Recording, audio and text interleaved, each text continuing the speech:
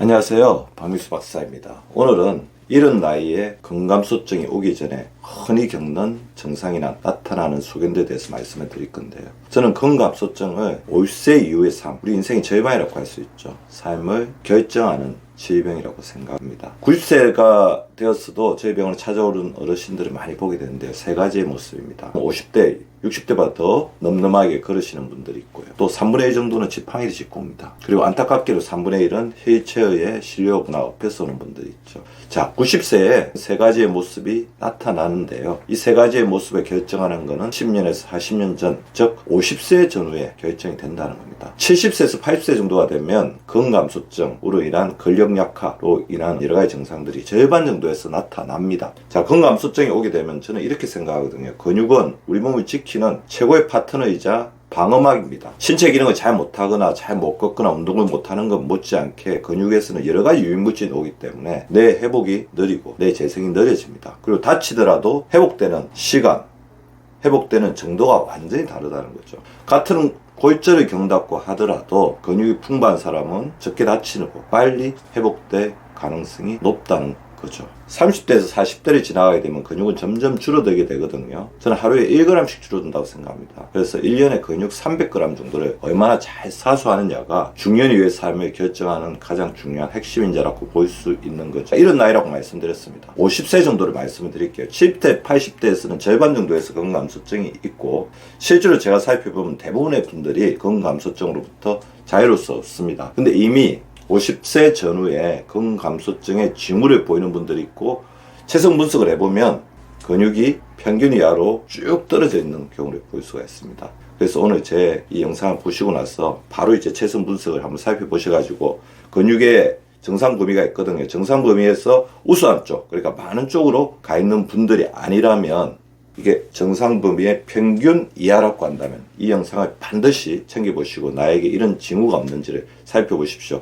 오늘 제가 말씀드리는 것은 근육의 양으로 나타나는 양적인 개념뿐만 아니라 보다 더 중요하게 안에서 좌우하고 있는 근육의 질, 근육의 힘을 나타내는 징후, 증상이기도 합니다. 자, 어떤 분들이 이런 나이에 근감소증이 오게 되고 그런 분들은 어떤 증상으로 미리 자기 몸이 예고를 하고 있는 걸까요? 소화 불량입니다. 자, 소화가 안 된다는 것은 위산이나 소화액과 같은 소화효소가 부족하는 거죠. 소화효소가 부족했을 때 가장 많이 영향을 받는 대표적인 영양소 중에 하나가 바로 단백질이죠. 단백질이 잘 소화가 되지 않는다는 것입니다. 단백질은 아미노산으로 쪼개지고 이 아미노산은 근육의 가장 중요한 재료이죠. 소화불량을 겪는 분들이 호소하는 가장 대표적인 증상 중에 하나가 가스가 찬다는 거죠. 배가 팽만 된다는 느낌을 가지는 것입니다. 왜냐하면 다른 영양소들도 거의 분해를 시키지 못하기 때문입니다. 그러다 보니까 각종 알러지 증상이 나이가 들면서 생기는 분들이 있어요. 이 이유는 분해되지 않은 단백질이 장으로 내려가면서 황혼으로 작용한다. 자, 알러지의 원인으로 작용한다는 것입니다. 피부염이라든지 여러 가지 아토피 증상, 아니면 두드리가 자꾸 생긴다든지 그런 분들은 아미노산에 합성되지 않는 단백질 분해 결핍을 의심해 보셔야 된다는 겁니다. 따라서 우리 간에 있는 아미노산 공장이라고 할 수 있는 아미노산 풀 250g에서 300g 정도가 매일매일 돌아가면서 면역항체, 호르몬, 효소 등을 만들어내는데요. 자, 아미노산 풀의 기능이 떨어지는 거죠. 아미노산 풀의 용량이 줄어드는 것입니다. 그러다 보면 면역항체를 만든 능력도 떨어지기 때문에 잦은 감기나 장염 등의 위험에 처하게 됩니다. 그래서 최근 들어서 갑자기 특별하게 이상 없이, 특별히 어떤 환경의 변화 없이 감염 증상이 잦다. 면역항체 기능의 저하이고 이것에는 분명히 아미노산 풀의 저하가 같이 하고 있다는 거죠. 그리고 이런 아미노산 풀의 저하를 제가 코로나 기간 동안 여러 분들을 이제 보게 되었는데요. 가장 대표적인 게 코로나 후유증을 오래 앓거나 코로나를 걸렸을 때 빨리 회복되지 못하는 분들이 있습니다. 그리고 이런 나이에 근감소증이 온다. 그랬을 때 가장 대표적인 증상이나 소견은 무엇일까요? 바로 급격한 체중의 증가입니다. 체중이 증가한다. 이것은 기초대사량이 떨어져 있는 결과일 수도 있어요. 호르몬의 문제일 수도 있지만 기초대사량의 저하라는 결과이죠. 체중이 증가할 때 우리 환자분들이 많이 하시는 말이 이전하고 똑같이 먹고 오히려 운동은 더 많이 하는데 체중이 늘어요. 바로 기초대사량이 떨어져 있다는 것이고 우리 몸에서 근육이 줄어들고 있다는 증거입니다. 그래서 근육의 양이 줄어들면서 근육의 기능이 떨어지고 있지 않는지를 반드시 살펴봐야 되고요. 급격한 체중의 증가는 근감소의 원인이 되기도 합니다. 지방이 늘어나면 주변 조직들을, 주변 장기들을 파고들거든요. 그때 가장 피해를 보는 게 바로 근육입니다. 물론 간이나 심장이나 콩팥이나 이런 장기들도 지방세포에서 내뿜는, 특히 내장지방이 그런 역할을 많이 하는데요. 그런 염증인자 때문에 타격을 받죠. 그런 지방들을 이소성 지방이라고 하는데요. 지방세포가 늘어나면서 점점 위축되는 대표적인 우리 몸의 조직이 바로 근육입니다. 염증세포가 근육을 파고든다. 더불어서 지방이 근육이 자라야 될 공간을 억제해버린다. 즉 지방세포가 같은 공간에 두고 근육과 경쟁하다 보니까 근육이 자랄 수 있는 여지가 없어진다는 거죠. 최근에 이제 근감소증이 급격하게 진행되신 분들을 살펴보면 수면의 부족의 증상을 호소하시는 분들이 많습니다. 그래서 특히 이제 중년 여성분들이 갱년기를 겪고 완경이 되면서 불면증이 걸리거나 수면 시간이 짧아질 때 근감소증이 같이 오는 경우가 굉장히 많습니다. 깊은 수면이라는 것은 비렘 수면을 이야기하는데요. 비렘 수면은 신체를 재생시키는 역할을 하게 되고, 이때 가장 큰 혜택을 보는 것 중에 하나가 바로 근육입니다. 근육이 자라게 된다는 거죠. 깊은 수면을 못하게 되면 성장 호르몬이 감소가 되죠. 따라서 근육을 키우는 가장 중요한 호르몬이 줄어들게 된다는 것입니다. 최근에 수면의 리듬이나 수면의 질이 좋지 못하고 수면 시간이 짧아지지 않았는지를 반드시 체크를 해보셔야 됩니다. 근감소증과 더불어 부각되고 있는 질병 중에 하나이죠. 바로 당뇨병입니다.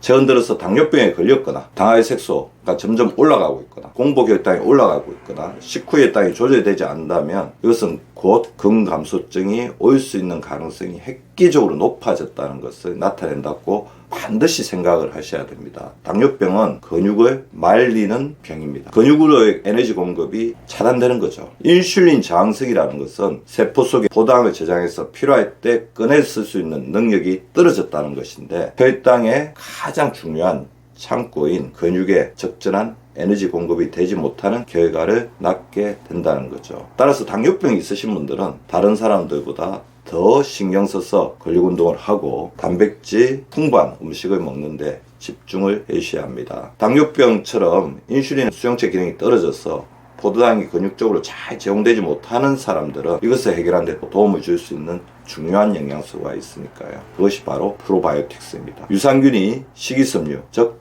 프로바이오틱스가 프리바이오틱스를 활용해서 만드는 포스트바이오틱스가 근육으로 가는 문을 열어주는 또 역할을 하게 되니까 신경 써서 유산균이 풍부한 음식, 유산균 제제 플러스 야채 섭취를 신경을 써주시기 바랍니다. 자, 오늘 제가 말씀드린 것처럼 소화 기능이 급격하게 떨어지고 있다. 최근 들어서 급격하게 체중이 증가하고 있다. 수면의 질이 최근에 좋아지지 않았다, 불량해졌다, 당뇨병이 걸리거나 당뇨 전 단계로 전환이 되고 계신 분들은 근감소증이 다른 사람에 비해서 올 확률이 굉장히 높아지고 있다는 경각심을 가지고 제가 말씀드린 것처럼 식이습관, 수면습관, 운동습관 각별히 신경을 써주시기 바랍니다. 제가 근육의 이제 골든 타임을 이제 말씀을 드리려고 합니다. 근육 성장의 골든 타임이죠. 먼저 아침입니다. 밤 사이에 우리 몸에 있는 아미노산들이 우리 세포를 재생시키고 신체를 재생시키고 면역세포를 재생시키기 위해서 사용됩니다. 그래서 아침에 일어났을 때 적절한 단백질 공급을 해주면 밤 사이에 사용된 아미노산을 적절하게 채워주는 역할을 하게 되고요. 그러면 또 밤 사이에 그런 역할을 원활하게 할 수 있는 긍정적인 피드백이 형성이 된다는 거죠. 더불어 근력 운동을 하고 나서 운동을 하고 나서 근육 사이에 틈이 생기거든요. 그때 아미노산이 잘 공급되게 되면 근육이 무럭무럭 자란다는 거죠. 근력 운동이나 유산소 운동이나 운동의 종류와 상관없이 운동을 적절하게 하셨다면 바로 그 직후에 적절한 단백질 공급을 해주시면 되는데요. 4시간에서 6시간 안에 단백질 공급을 해주시면 근육을 키우는 훌륭한 재료원으로 작용할 수 있습니다. 일주일에 2-3번 정도 운동을 하시는 분들은 그날 저녁에 특별히 신경 써서 단백질 공급을 해주는 식사 원칙을 가지시기 바랍니다. 오늘은 이런 나이에 근감소증이 오기 전에 흔히 겪는 증상이나 나타나는 소견들을 말씀을 드렸는데요. 근육은 결코 우리를 배신하지 않습니다. 우리가 지금부터 소중하게 키운 근육들은 중년 이후의 삶을 지키는 가장 중요한 보루가 될 것입니다. 제가 항상 말씀드리죠. 어떠한 질병도 갑자기 생기는 질병은 없습니다. 수십 년 전부터 예비된 질병이고 그것이 그냥 어느 순간에 수면 위로 떠오를 뿐이죠. 그래서 우리가 건강을 지키기 위해서 투자를 하고 미리 준비를 한다면 대부분의 질병은 막을 수 있다는 것입니다. 근육 1g의 소중함을 잘 알고 계시는 우리 구독자분들을 위하여 제가 화이팅을 외쳐드리겠습니다. 건강은 행복이다. 감사합니다.